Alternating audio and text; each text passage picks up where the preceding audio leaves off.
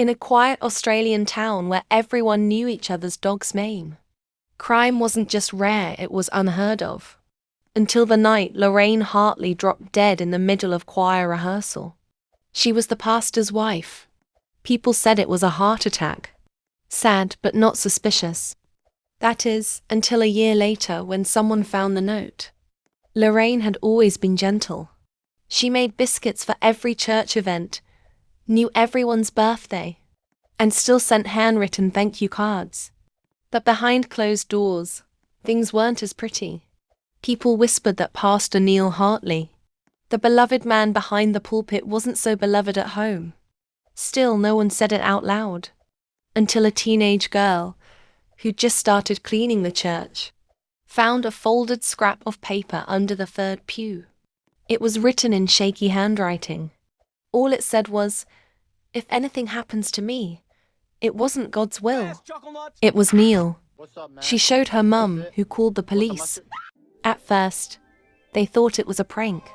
But then they saw the date 2 days before Lorraine died.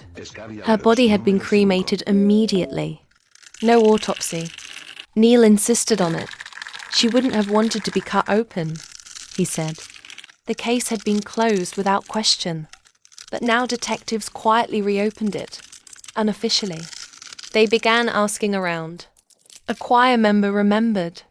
Lorraine seemed out of breath and dizzy in the weeks before her death. Another woman admitted Lorraine had confided in her about a strange tea. Neil made for her every night something herbal to help her sleep. A retired nurse from the church was the first to say the word. Aconite, also called monkshood. Deadly. Grows wild. Causes heart attack-like symptoms. Nearly untraceable after cremation. And guess what Neil grew in his garden? Monkshood. They couldn't arrest him. Nobody, no proof. But they looked deeper. Lorraine had quietly opened a second bank account. Over $70,000 had been transferred from their joint account into it bit by bit. Over 6 months.